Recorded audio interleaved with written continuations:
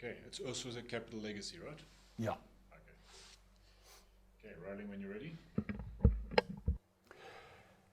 Mansfield today on a Monday, and a special report in the business section today, courtesy of Capital Legacy, your number one provider of wills and estate administration.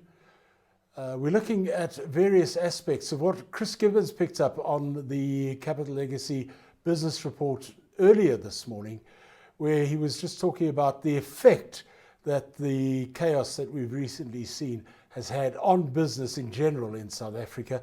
And we thought that one of the areas we needed to touch on is small business, because it is such a vital sector of the economy and of economic growth and of job creation and all the rest of that. And a lot of the businesses that were hit over the last 10 days, 2 weeks, have been small businesses as well. Even though they're in malls, they are people who are running your little cellular shop, they're doing laundries and all those sort of things. And in most cases, those are small businesses, and those are the ones that are being hit the hardest, I believe. But the best person to discuss that with would be the founder and CEO of the National Small Business Chamber, in the form of Mike Anderson. Mike, thank you very much for joining us on this special report. Nice to see you and chat with you again. What's your feedback been from the NSBC? Well, Jeremy, thank you again. Very grateful to be on your show. You know, I wrote an article this morning, which was published this afternoon, you know, what's next for small business? And quite frankly, you know, the pandemic, the economic downturns, looting and destruction. You know, it's you know, in normal times, Jeremy, as you know, it's tough out there for a small business to survive and thrive beyond the norm. And you know, what's coming through, and like you rightly said a few seconds ago, is that small businesses has been the most affected. We know that almost 50 billion rand of destruction has surrounded small businesses over the last week, and many more billions negatively affecting our GDP. But most importantly of all, you know, we do know that small business is the mainstay of our economy, it's the engine of our society, and it is the job creation sector and the future of job creation. So, of course, you know, unemployment is going beyond 34%, and of course, unemployment in the youth is exceeding 50%. So we as a nation have got to do everything we possibly can to keep these job creators intact. And yes, over the past week, many of these small businesses, and in the most of the destruction has been small businesses, have been affected, and many won't come back again. You know, these guys, these ladies and gentlemen out there who run these mercurial businesses, you know, don't have the resources to lose their stock, their equipment. And for many, Jeremy, is that many don't have business insurance, you know, so which is of course needed to replace stock and equipment, etc. And of course the working capital. So many of these businesses, if they don't survive, will take many months and years to come back, and that on top of the COVID pandemic, of course. I was reading somewhere during the course of last week, Mike, it was a stat that was released by, I think, the Hawkers Association, where they were saying that they had around about 50,000 members who had literally had to close down because their stock had all been stolen, and they had no way of replenishing their stock because the places that they used to buy their stock from had also been looted. And the stat that came out was that for every single hawker, they probably are feeding around about 6 people as well. And that is also the same sort of case in small business, isn't it? Because the small businesses, the lady or the guy who goes out and starts the small business slowly starts employing other people, and they have dependents as well, whether they're children or elderly, and these people are all finding themselves now right out, for want of a better phrase, right out in the cold. Jeremy, 100%. You know, I was invited fairly recently by the European Union to talk on small business in South Africa, and 62% of our working population work in a small business. And Jeremy, it's widely known that by 2030, more than 90% of our working population will work in a small business. And in fact, in Europe, it's 92%, and just for interest's sake, in Switzerland, it's 98%. So this is where the jobs are. You know, the job creation is coming from small businesses, and you know the big business out there in government recognize this, and this is why it's such a tragedy to witness what's happened on top of everything over the past week.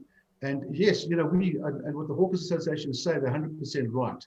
And when it gets to the more formal sector of small business, you know, it goes up to between 30 and 46 people are dependent on one small business.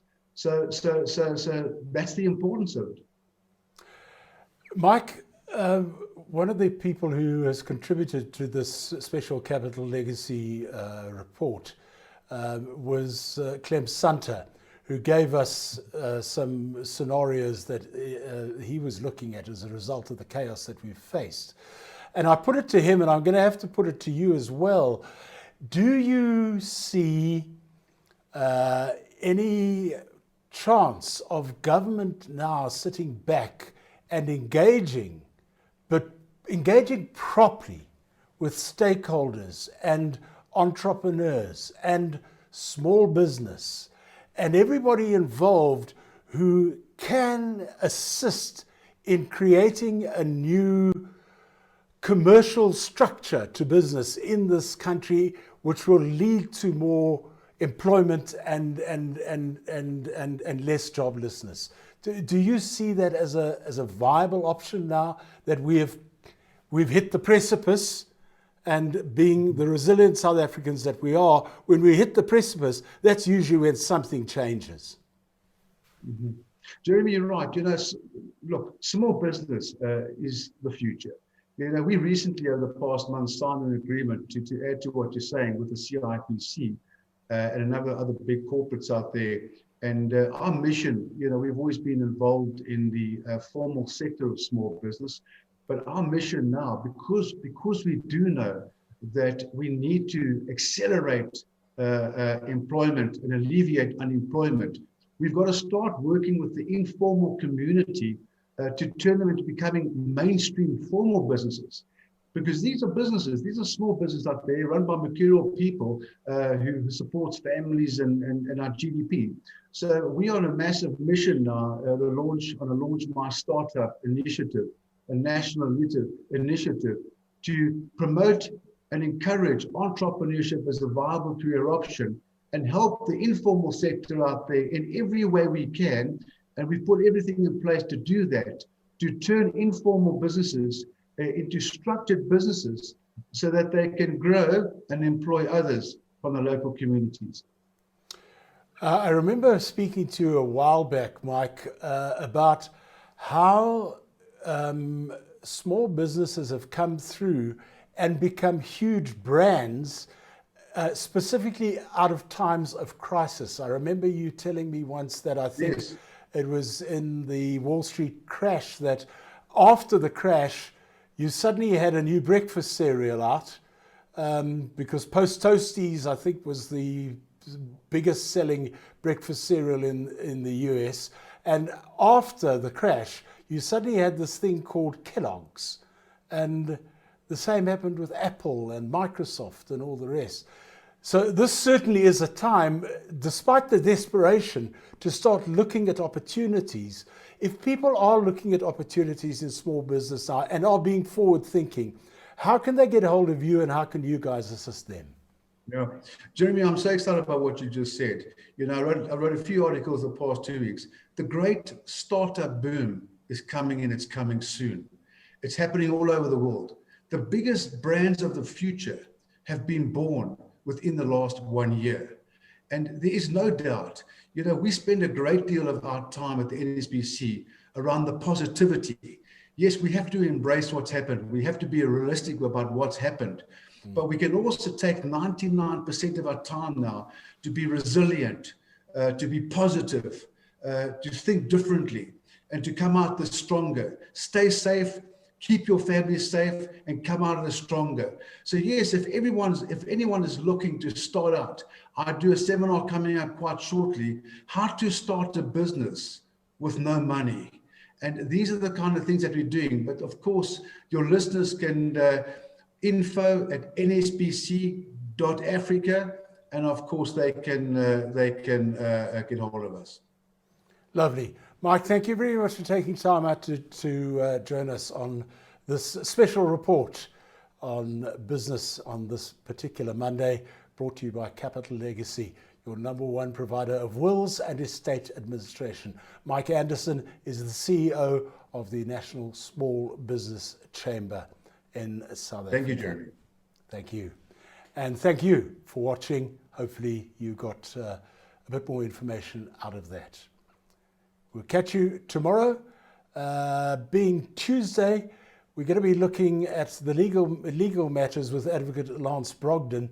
And as promised, what we're going to be looking at is the whole question following the riots and the looting of Sasria and that form of insurance. Until then, bye-bye.